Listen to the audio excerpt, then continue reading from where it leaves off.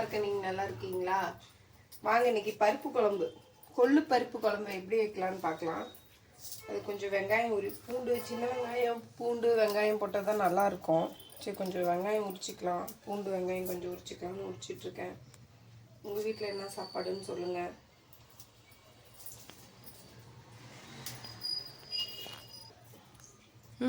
Wait லாஸ்க்கு நல்லாயிருக்கும்.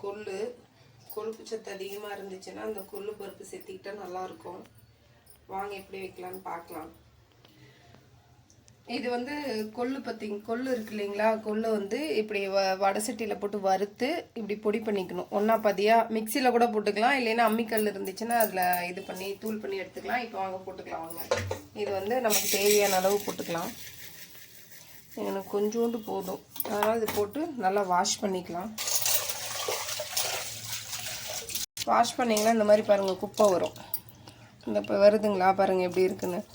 இப்படி கழுவுனிங்களா அந்த ஓடு போயிடும். முரத்தில் போட்டு புடைச்சாலும் புடைக்கலாம், இல்லைன்னா இந்த மாதிரியும் பண்ணிக்கலாம். ஒரு 2 டைம் கழுவுனிங்கன்னா பருப்பு நல்லா வெள்ளையாகிடும். பருப்பு நல்லா வெள்ளையாகிடுச்சிங்களா? முன்ன கருப்பாக இருந்து இப்போ பாருங்கள் நல்லா பருப்பு வெள்ளையாகிடுச்சிங்களா? இப்போ என்னென்ன போடலான்னு பார்த்துக்கலாம். அளவு தண்ணி ஊற்றிக்கலாம். தண்ணி எவ்வளோ வேணும் ஊற்றிக்கலாம். இந்த கொள்ளு பருப்புக்கு வந்து வரமிளகா தான் நல்லாயிருக்கும், வரமிளகா போட்டுக்கலாம். அதுக்கப்புறம் சின்ன வெங்காயம் பூண்டு கழுவி எடுத்து வச்சுருக்காங்க, அப்படியே போட்டுக்கலாம். சின்ன வெங்காயம் பூண்டு எந்த அளவுக்கு போடுறோமோ அந்த அளவுக்கு நல்லாயிருக்கும். தக்காளியே கட் பண்ணி போட்டுக்கலாம்.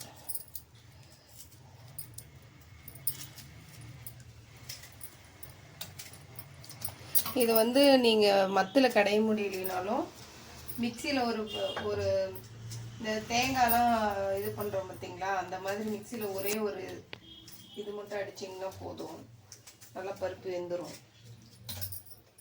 தக்காளி நிறைய போட்டால் நல்லாயிருக்கும், புளி போட தேவையில்ல, தக்காளி மட்டும் போட்டுக்கலாம். இப்போ மஞ்சத்தூள் கொஞ்சம் போட்டுக்கலாம். மஞ்சத்தூள், மிளகு ஜீரகம் ரெண்டும் கலந்து வச்சுருக்கேன். மிளகு தேவையில்ல, வெறும் ஜீரகம் மட்டும் போட்டால் போதும். வெறும் ஜீரகம் போட்டால் நல்லாயிருக்கும், கொஞ்சம் டேஸ்ட்டாக இருக்கும். இப்போ இதை அடுப்பில் வச்சு இந்த பருப்பு வந்து நார்மல் பருப்பு மாதிரி இருக்காது, ஒரு 6-7 விசில் விடணும். விட்டால் பருப்பு வேகும். பருப்பு கடைச்சி தாளிக்கும் போது பார்க்கலாம். வீடியோ பார்க்குறீங்க, லைக் பண்ண மாட்டேன்றீங்க, ஷேர் பண்ண மாட்டேறீங்க. மறக்காமல் லைக் பண்ணுங்கள், ஷேர் பண்ணுங்கள், சப்ஸ்கிரைபர் பண்ணுங்கள். வெண்டைக்காய், சரி வெண்டைக்காய் பொரியல் பண்ணலான்ட்டு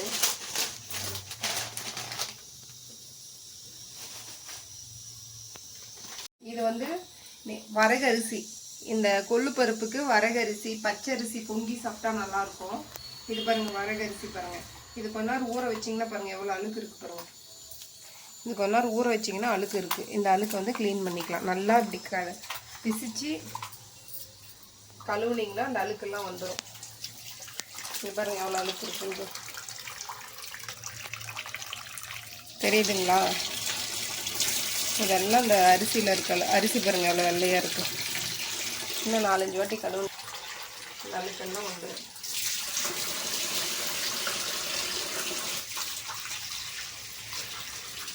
எவ்வளோ வெள்ளையாக இருக்கு பாருங்க. இது ஒரு 10 நிமிஷம் ஊற வச்சா ஊறிடும். வரகரிசி ரொம்ப நேரம் ஊறணும்னு இல்லை, சாப்பிடும் போது சூடாக வச்சுக்கலாம். சாதம் கொள்ளு பருப்புக்கு நல்லாயிருக்கும். ஞாயிற்றுக்கிழமை மீன் எடுத்து பெரட்டி வச்சது, இன்றைக்கி புதன்கிழமை ஃப்ரீசரில் வச்சு இன்னும் இந்த மீன் வந்து இப்போ தான் வந்து இதை ஜில்னஸ் போய் இப்போ தான் ரெடி ஆகிருக்கு. இப்போ இன்றைக்கி மத்தியானம் வந்து கொள்ளு பருப்பு வரகரிசி சாதம் மீன் பொரிக்கும் போது உங்களுக்கு வீடியோவில் காமிக்கிறேன். பாருங்கள் எப்படி இருக்குது பாருங்கள், அப்படி கறி மாதிரி இருக்குது மீன். நல்லா 3 நாளாக நல்லா ஊறிடுச்சு. ஆனால் கீழே வைக்காதீங்க, ஃப்ரீசரில் வச்சிங்கன்னா நீங்கள் 2 நாள் 3 நாள் கூட வச்சு சாப்பிடலாம். கொள்ளு பருப்பு வெந்துருச்சு. நீ பாருங்கள் எடுத்து வெந்துருச்சிங்களா? வெந்து எடுத்து வச்சுருக்கேன். இதை ஆறுறதுக்கு தண்ணியில் வச்சுருக்கேன். ஏன்னா மிக்சியில் சூடாக போட்டோம்னா டப்புன்னு மேலே அடிச்சிடும். அதனால் ஆறுறதுக்கு தண்ணியில் வச்சுருக்கேன். கொஞ்சம் சின்ன வெங்காயம் வந்து பொடி பொடியாக இல்லை தட்டிக்கணும். தட்டி போட்டால் நல்லாயிருக்கும். இது வந்து நான் சுத்தமாக க்ளீன் பண்ணி தான் வச்சுருக்கேன், அதனால் ஒன்றும் பிரச்சனை இல்லை. தட்டிக்கணும். கொஞ்சம் வடகம் இங்கே பாருங்கள், இது வந்து கடையில் தாங்க வாங்கினேன், போடுறதுக்கு டைம் இல்லை, கடையில் தான் வாங்கினேன். வடகம் போட்டு தாளித்தோம்னா செம்மையாக இருக்கும். 4 முருங்கைக்காய் போடலாம். முருங்கைக்காய் போட்டால் நல்லாயிருக்கும். முருங்கைக்காய், கத்திரிக்காய் எது போட்டிங்கனாலும் கொள்ளு பருப்புக்கு நல்லாயிருக்கும்.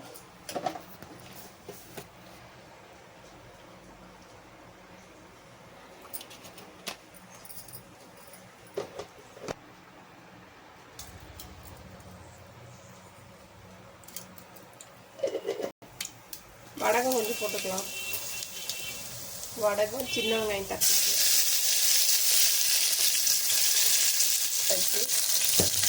முருங்கைக்காய் போட்டாச்சு.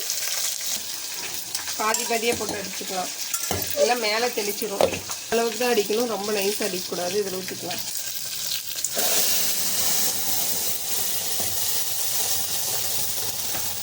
ஊற்றி வச்சு ஒரு புளிக்கலாம்.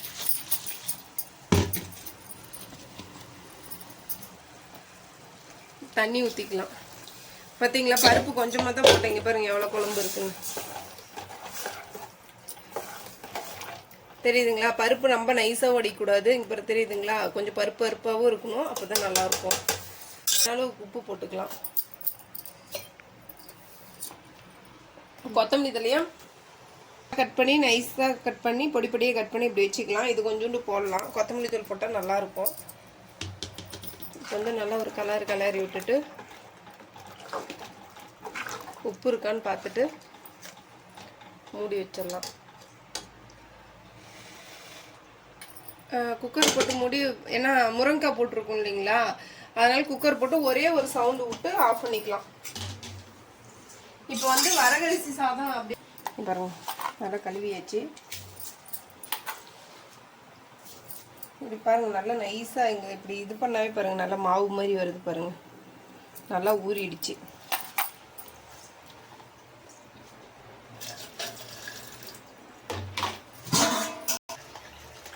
ஒரு டம்ளருக்கு 1.5 டம்ளர் தண்ணி வைக்கலாம். எனக்கு அளவெல்லாம் தெரியாது, எனக்கு குத்து மதிப்பாக நான் வச்சுக்குவேன். இவ்வளோதான் தண்ணி, இவ்வளோதான் தண்ணி. இதில் வந்து 2 உப்பு போட்டோம்னா 2 உப்பு போட்டு சாப்பாடு வச்சிடணும். இது வந்து ஒரு 3 விசில் விடணும். 3 விசில் விட்டிங்கன்னா நல்லா வெந்துடும். மேலே போட்டு இது பண்ணிக்கலாம்.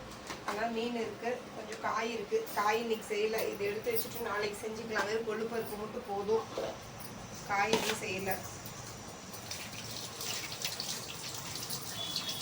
சப்ஸ்கிரைபர் பண்ண மாட்டேன்றீங்க, மறக்காம சப்ஸ்கிரைபர் லைக் பண்ணுங்க, ஷேர் பண்ணுங்க, கமெண்ட் பண்ணுங்க.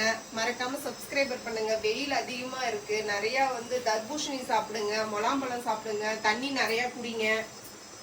மறக்காம வீடியோவை சப்ஸ்கிரைபர் பண்ணுங்க, மோர் குடிங்க. ஏன்னா வெயில் அதிகமா இருக்கு, இப்பயே வெயில் அதிகமா இருக்கு, அதனால மறக்காம வீடியோவை சப்ஸ்கிரைபர் செய்யவும். இப்ப நான் தண்ணி குடிக்க போறேன். வந்து பித்தாளை குடம் தான், இங்க தெரியுதுங்களா, இது வந்து பித்தாளை குடம் தான். ஏன்னா இங்கேயே பாத்திரம் தேய்க்கிறோம், இங்கேயே சமைக்கிறோம். இந்த குடத்து மேல எல்லாம் வெள்ளை வெள்ளையே தண்ணி பட்டுச்சுன்னா பித்தாளை குடம் என்ன ஆகுதுன்னா வெள்ளை வெள்ளையே புளி ஆயிடுமா. இந்த மாதிரி துணியை கட்டி வச்சுட்டீங்கன்னா அது எதுவுமே ஆகாது. விளக்கி வச்ச குடம் விளக்கின மாதிரியே இருக்கும். அதுக்கோசரம் தான் துணியை கட்டி வச்சிருக்கோம். இது வந்து ஜில்னஸ் கோசரம் கட்டல, மேல அழுக்கு படாம தண்ணி இருக்கணும்னு தான் இது கட்டி வச்சிருக்கோம். மறக்காம வீடியோ சப்ஸ்கிரைபர் பண்ணுங்க. விசில்